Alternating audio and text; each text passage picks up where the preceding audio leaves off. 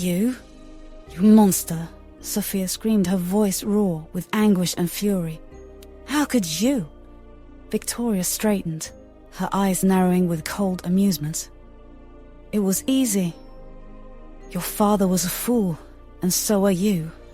You'll pay for this, Sophia declared, her voice low, but filled with a resolve that surprised even her. Victoria's response was chillingly calm, devoid of remorse. I'll get away with everything, she whispered, her eyes like shards of ice, thrown out into the night. Sophia landed hard on the cold pavement, her hands and knees scraped, her heart shattered. Tears mixed with rain as she lay there, the world spinning around her. The mansion's door slammed shut behind her, the sound echoing through the silence of the night like a cruel judgment.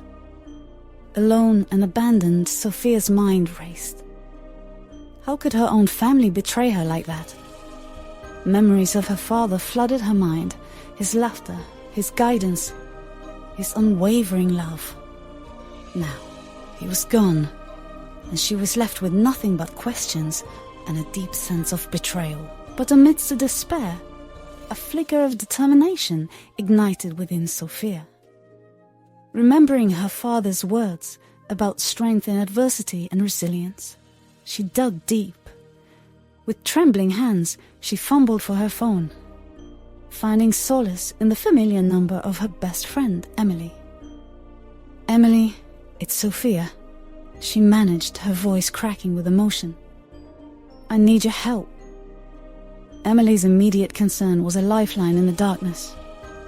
I'm coming for you, Emily reassured, her voice steady and full of determination. As Sophia waited on the lonely street corner, every passing minute felt like an eternity. The rain continued to fall, a relentless drumbeat against her fragile resolve. A stranger approached, his presence looming large and unsettling. Are you okay? He asked, his voice a mix of genuine concern and underlying menace. Sophia hesitated, her instincts on high alert. I'm fine, she replied, her voice trembling despite her attempt to sound calm. My friend is coming to pick me up. The stranger's gaze intensified, his questions probing deeper. What's your name? How old are you? Where do you live? His persistence sent a chill down Sophia's spine. She took a step back, her heart pounding with unease. But just as the stranger's inquiries turned more insistent, Emily's car appeared like a beacon of salvation. Relief washed over Sophia as Emily rushed to her side, a protective shield against the stranger's unsettling presence. Let's go, Emily said firmly, leading Sophia away from the man's lingering gaze. As they drove to Emily's apartment, Sophia's emotions swirled, a mix of gratitude for Emily's rescue and fear of what awaited her next. Alone with Emily, she finally poured out her heart, recounting the betrayal, the loss of her father, and the abandonment by her stepfamily. Sophia, you're safe now, Emily assured her, her voice a steady anchor in the storm.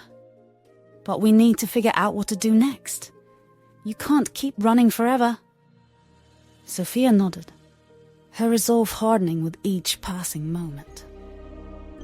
With Emily's unwavering support and friendship, she knew she had a chance to reclaim her life, confront Victoria's deceit, and seek justice for her father. Emily listened in silence as Sophia shared her heart-wrenching story, her voice cracking with each painful memory. She had found Sophia in a state of utter despair, and Sophia had made it clear that she would rather die than endure the pain and betrayal she had suffered. Emily had taken Sophia in, determined to provide a safe haven and help her heal. As Sophia sobbed quietly, her head bowed and tears streaming down her face, Emily's mother returned from work. She was shocked by Sophia's frail appearance, Her once vibrant friend had grown thin and gaunt, her skeletal frame a stark reminder of the trauma she had endured. How could people who call themselves family do such a thing to an innocent girl? Emily's mother exclaimed, sitting beside Sophia to offer comfort. Sophia's voice was barely audible as she spoke, her words punctuated by sobs. "I don't know why. It's like I'm having a panic attack."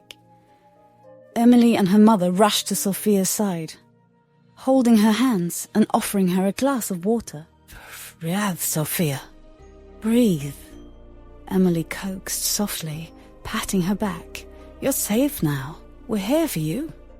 Sophia took the glass with shaky hands, spilling some of the water on her dress. Emily's mother continued to comfort her. "We may not be rich like your family, Sophia, but we promise you a home here with us. Your father, Sir Maxwell, was good to us before he died, and it's only right we show the same kindness to his child." Sophia's eyes welled up with tears as she thanked them, her voice barely above a whisper. Emily's mother hugged her gently. "Stay here for as long as you want, Sophia. Don't let the evil they did to you stay in your heart. You deserve happiness, and we'll help you find it again." Sophia had been living with Emily and her mother for 2 months, but despite their efforts to nurse her back to health, she continued to fall ill every week. She suffered from persistent vomiting, restlessness, and a complete loss of appetite. Emily's mother had tried a series of medications, but nothing seemed to work. The symptoms persisted, and they were forced to consider taking her to the hospital. However, the cost of treatment was prohibitively expensive, and they were struggling to make ends meet. One day, Emily's mother was watching the news when she saw a report that made her heart skip a beat. The Maxwell family, Sophia's family, were looking for her. She couldn't believe it. How could they be searching for Sophia when they had tricked her, drugged her, and pushed her out onto the streets? What could they possibly want with her now? She called out to Emily and Sophia, who were in the kitchen, and told them the news. Sophia's eyes widened in shock and anger as she watched the report. "Why are they looking for me?" she yelled, her voice trembling with rage. "After everything they did to me, they're looking for me. To finish me off? To kill me like they killed my father?" Emily and her mother exchanged a shocked glance. "What do you mean they killed your father?" Emily's mother asked, her voice barely above a whisper. Sophia burst into tears, and Emily quickly grabbed her hand, leading her to the couch. "Tell us everything," Emily coaxed, her eyes filled with compassion. Sophia took a deep breath and began to recount the events of that fateful day when Victoria told her right to her face that she had killed her father.